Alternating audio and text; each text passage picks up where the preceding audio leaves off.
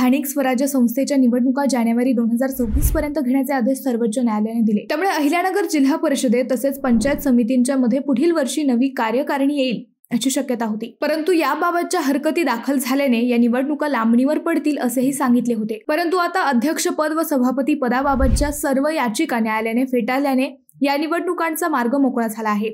आता दिवाळीपूर्वी आचारसंहिता लागून दिवाळीनंतर म्हणजेच नोव्हेंबरमध्ये जिल्हा परिषद व पंचायत समित्यांच्या निवडणुका होईल हे आता स्पष्ट झाले आहे।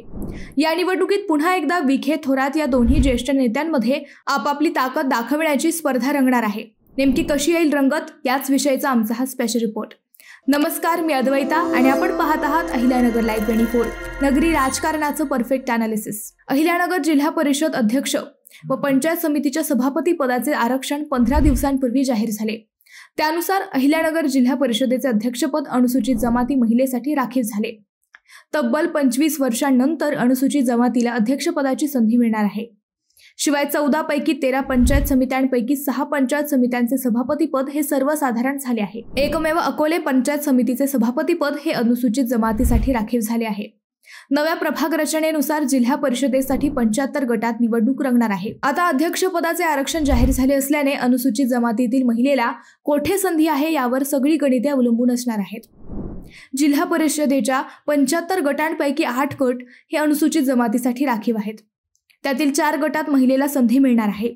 म्हणजेच जिल्हा परिषदेच्या अध्यक्षपदाची संधी ही 75 पैकी आरक्षित असलेल्या 4 गटातून निवडून येणाऱ्या महिलेलाच मिळणार आहे। जिल्ह्यातील इतर तालुक्यातही अनुसूचित जमातीच्या महिलेचे आरक्षण असले तरी अकोले तालुक्यातील महिलेला अध्यक्षपदाची संधी मिळेल अशा शक्यता वाढल्या आहेत। अकोले तालुक्यात अजित पवार गटाचा आमदार असला तरी या तालुक्यात शरद पवार गटाचा होल्ड चांगला राहिलेला आहे।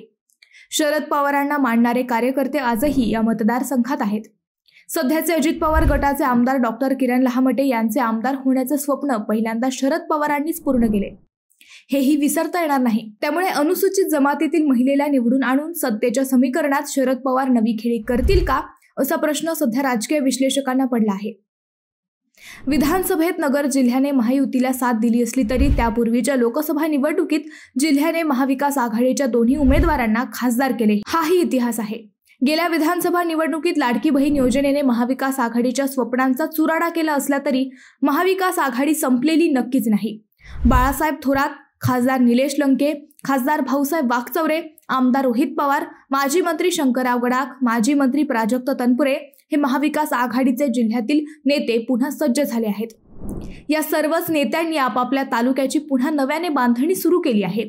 जिल्ह्यातील महाविकास आघाडीचे बहुतांश नेते हे सहकारातील दिग्गज असल्याने त्यांनी नव्या ताकदीने मतदारसंघ पिंजून काढला आहे। त्यामुळे आगामी निवडणुकीत महायुती विरुद्ध महाविकास आघाडी असे दोघेही पूर्ण ताकदीने लढतील अशा शक्यता वाढल्या आहेत। सध्या जिल्ह्यातील दोन्ही खासदार महाविकास आघाडीचे आहेत। या दोन्ही खासदारांनी ताकद लावल्यास अहिल्यानगर जिल्हा परिषदेत महाविकास आघाडी चांगली कामगिरी करू शकते असा अंदाज बांधला जात आहे। दुसरीकडे महायुतीतील तिन्ही पक्षांची वाढलेली महत्वाकांक्षा ही त्यांच्यासाठी धोक्याची घंटा ठरण्याची शक्यता आहे। राज्य पातळीवर भाजप, अजित पवार गट व एकनाथ शिंदे गट हे तिन्ही पक्ष स्वतंत्र लढण्याच्या तयारीत असल्याचे त्यांचेच नेते सांगताना दिसतात। सत्तेचे सध्याचे समीकरण पाहता हे तिन्ही पक्ष स्वतंत्र लढल्यास त्यांची ताकद विभागली जाणार आहे। नगर जिल्ह्याचे सध्याचे राजकारण पाहता महायुतीचा सगळा होल्ड विखेंच्या ताब्यात आहे। दुसरीकडे अजित पवार गटाचेही जिल्ह्यात 4 आमदार आहेत। या 4ही आमदारांसोबत विखेंचे चांगले संबंध आहेत। पालकमंत्री म्हणून विखेंनी या 4ही आमदारांसोबत समन्वय ठेवला आहे।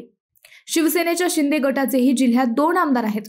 संगमनेरचे अमोल खताळ व नेवाशाचे विठ्ठल लंघे हे दोन्ही आमदार विखेंचे पूर्वीचे कार्यकर्ते आहेत।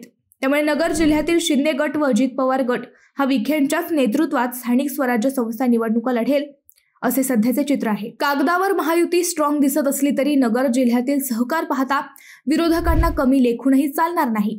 आगामी जिल्हा परिषद व पंचायत समिती निवडणुका या गेल्या वेळीपेक्षा जास्त रंगतदार होतील अशी शक्यता व्यक्त केली जात आहे। मित्रांनो, यावेळी नगर जिल्हा परिषदेत कुणाची सत्ता येईल असे तुम्हाला वाटते? तुमचे उत्तर आम्हाला कमेंट करून नक्की कळवा। शिवाय व्हिडिओ आवडला असेल तर चॅनलला सबस्क्राइब करून व्हिडिओला लाईक करायला विसरू नका। पुन्हा भेटू नव्या विषयावर, तोपर्यंत धन्यवाद।